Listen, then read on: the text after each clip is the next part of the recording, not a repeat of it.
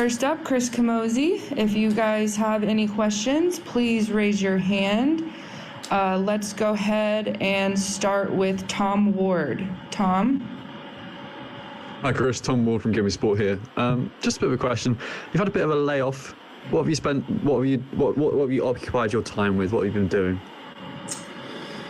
Well, I think going through COVID, obviously worldwide, it made a lot of things different. But I took the time to build on a lot of things that I can't normally do when I'm in training camp. Because with my whole UFC career and other fights in the past, I was going fight to fight to fight. So I'd have a little layoff and then back into camp.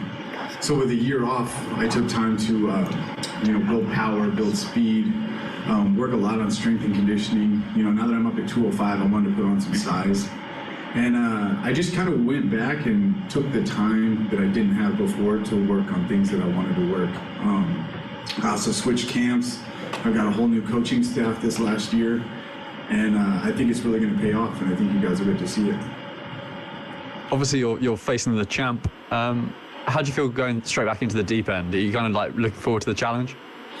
I am. He was a great champion. This is a new season. He did very well in the last one, and I think he's a great fighter. And that's kind of why I wanted that fight. With the tournament format, why not fight the toughest first? So I'm fresh, I'm healthy, I'm coming in first fight. I grew up wrestling when I was younger, and our coach would always, when we went to tournaments, he would always put us against the number one seed if we weren't the number one seed. And that was kind of his philosophy, was why not go after the toughest first. Amazing. Good luck Friday. Thank you. Up next, Alex, Cage Side Press. Hey Chris, this is Alex from Cage Side Press. You fought at middleweight most of your career. I just wanted you to talk about the move to light heavyweight. I was competing with Glory kickboxing at light heavyweight, which was actually 209 pounds, 209 pounds, sorry. And I started my career even at heavyweight, and then light heavyweight, middleweight. I've been all over the place. I fought heavyweight just because I couldn't find a light heavyweight opponent just before COVID.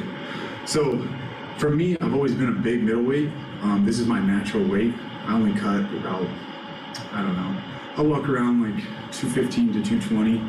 So it's an easy cut for me, especially closer and closer. I think I've got 3 or 4 pounds left. So this is my natural weight kind of that I train at all the time. So I feel great, and I don't have to deplete my body beforehand. The longer my career goes and the older I get, that cut was getting harder and harder. So I don't think I'm small for 205 at all. So I don't think there's a size disadvantage for me. I'm tall. And again, this past year I put on a lot more muscle, just doing strength and conditioning, explosive workouts. And I took that time to really build my power up and be ready for the light heavyweight division. Awesome, good luck. Up next, Bobby Whitney. Hey Chris, how's it going? Bobby Whitney, Last Out Media. I wanted to know, I'm wondering if you caught any of the action last week, and then how does that prepare you going into this fight? You're fighting the champion, but as we saw last week, there are a lot of upsets in that cage. Not everything's going to go out the way people can write it down. Does that give you any more confidence going into your fight, seeing how anything's possible in that cage when you get those two fighters together? I think it was interesting to see 2 double champions actually lose this last week. But their performance doesn't affect mine. Again, every fight is different. Everybody is different. I just have to stay focused on me. I don't need more confidence. I feel confident going into this. But I think PFL's done a great job at shaking up the roster.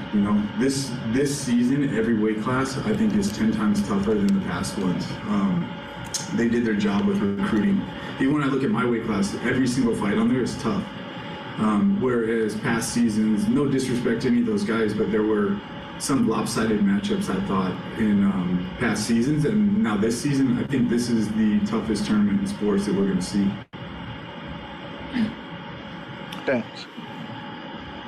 Up next, Tanai. Hey Chris, Tanai Shah, MMA Island. How you doing, man? Good, how are you? Ask you about your bubble experience. Obviously, it's a challenge for everybody, but how has it been in Atlantic City with the whole bubble experience? I mean, it hasn't been the most pleasant. I mean, it's not ideal, but again, it's worse. There's worse that we could be in. I'm definitely grateful for the opportunity to fight. So if I had to, I would do this for a year. Again, it's not ideal, but PFL has done their best to make this happen. And I appreciate all of them. Their staff has been working nonstop. You know, I feel bad for some of these guys. They're running all over the place. They're doing their hardest. You know, going forward in the future, I would love it if there was a few changes. If coaches could come in a little bit earlier. I've been out here by myself for the most part. No coaches or training partners. I'm just lucky that there's some other Colorado guys on the card and guys I've become friends with in the past. So we've all been training together. So the struggle is there for sure, but again, like I said, it could be worse. I think that struggle, what's the word I'm looking for? You know, the struggle really helps motivates for fights. You know, I don't come from money or anything, so I've struggled my whole career coming up, and the struggle makes you hungry. So I'm just taking it as a good thing and using this to motivate me even more. Awesome. One more question, if you don't mind. You said the guys from Colorado have been helping you out. How's it been training with those guys? Oh, it's great. I mean, we train back home. So Nick Rorick is actually in the exact same tournament as me, same weight class. And we spar together and train together back home. We decided we're not fighting each other this fight, so we might as well just keep it the same. And if we cross that path, then we'll deal with it. And then I'd also like to say a big thank you to Joel Zeffirino and his team. You know, they've really taken me in, let me do jiu-jitsu with them, hitting pads. We've made it work. I'm still training super hard, just like I would at home. So it's been great, and I'm super fortunate and thankful for the friends I have here. Thank you, Chris. Good luck on Thursday, man. Thank you. Breeze? Hey Chris, this is Breeze with MMA Breeze. My question for you is, you know, you're coming into PFL. This is going to be your first fight in PFL. Were you looking at any other organizations, and if so, what brought you to PFL, and what intrigued you the most about fighting for this organization? I was, you know, I still have a good relationship with the UFC. I was in talks with Bellator. I'm still currently signed to Glory Kickboxing. So there were some other options on the table, but I really like the tournament format that PFL does. Each season has gotten better and better. The production value is great, and obviously that $1 million bonus at the end is a huge calling. So the fact that PFL is a tournament format and I can stay active was a big plus for me. You know, Bellator was telling me I might fight once a year. Where with the UFC, every fight I had, right when I was done, I was texting the matchmakers like, when can I fight again? We only have so long in this sport, and I'm not getting any younger, so I want to get as much out of this as I can. So the fact that it's a tournament, I know when my next fight is, and they're back to back, and I get to stay busy and make some money. Awesome. Thanks, Chris. Good luck. Thank you. Nadim?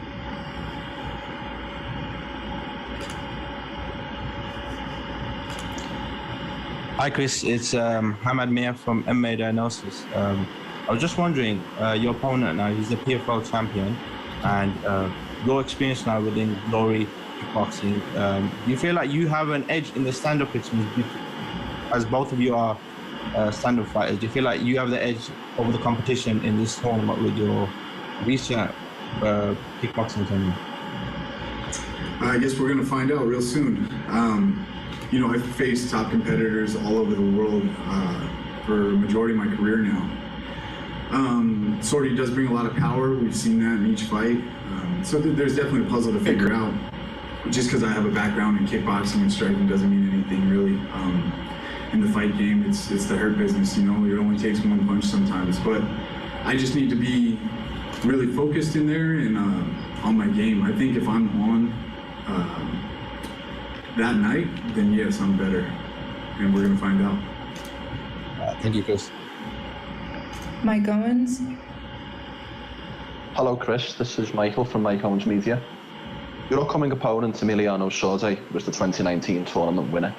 Now, obviously the belt won't be on the line on Friday night, but does this almost feel like a unofficial title fight for you? I'm sorry, was the question, it was a little hard to understand. Sorry, I'll speak slightly slower. Your upcoming opponent, Emiliano Sordi, was the 2019 tournament winner. Obviously, the belt won't be on the line on Friday night, but does this feel almost like an unofficial title fight for you? It doesn't, actually. This is a tournament, so he is the defending champion, but the fact is, beating Emiliano Sordi, I just have more tough guys in mind, so I'm not going to be happy or content until this tournament's over. I can't get too high on myself if I beat him because there's a string of new guys in this tournament. So, I've done a lot of the mental work to really stay focused after this. Even with a big upset win, or if you guys want to call it an upset, with me beating Sordi, I got to stay focused and keep my head in the game because it's not over yet. This being the first round, I can beat him and see him again very soon. So I just have to stay, again, focused and not look too far ahead. It's not the title fight yet. There's a long way to go. So just keeping my mind in it and continuing forward. Superb. Best of luck for Friday. Thank you. Andrew?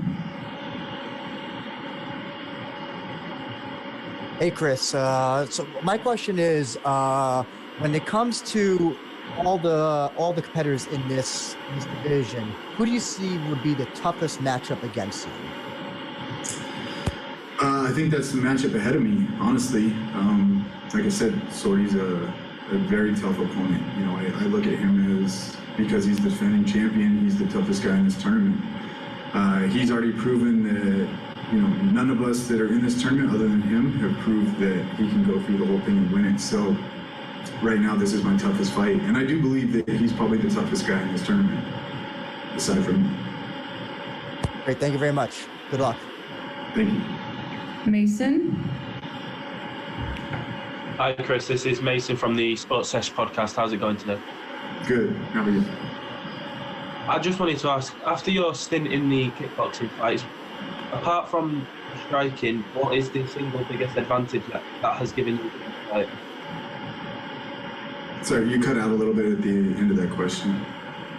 After your stint in kickboxing, what is the biggest advantage that time has given you? Again, the time has given me a chance to build things I wanted to. I've been working a ton of wrestling. I've kind of been working all over the place. But the biggest thing I wanted to build with my time off was power. I've always beat guys up in the past, but I've never had that crushing power. And I think working with my new boxing coach, Jake Ramos out of Genesis, he's really fine-tuned a lot of things, and I think I'm hitting 10 times harder, and I think it's going to be a surprise to a lot of these guys. And what do you have that your opponent does not?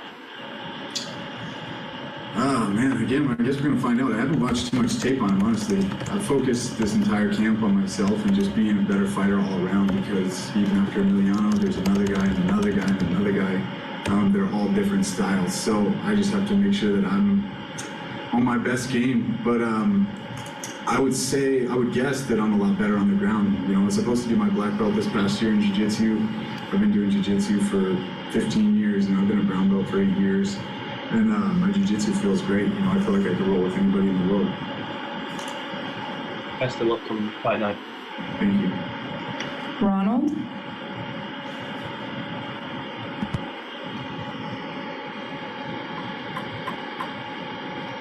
Ronald?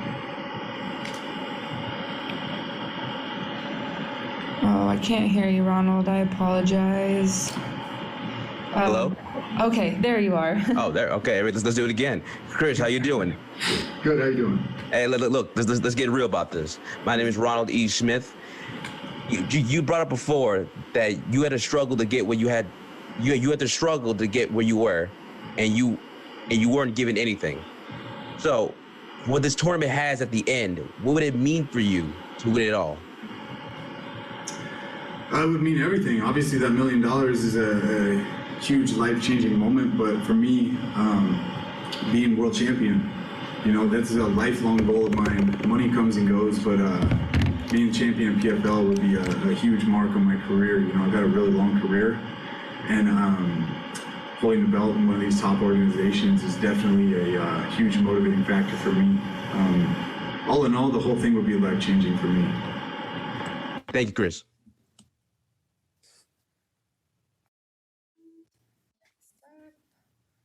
Ross?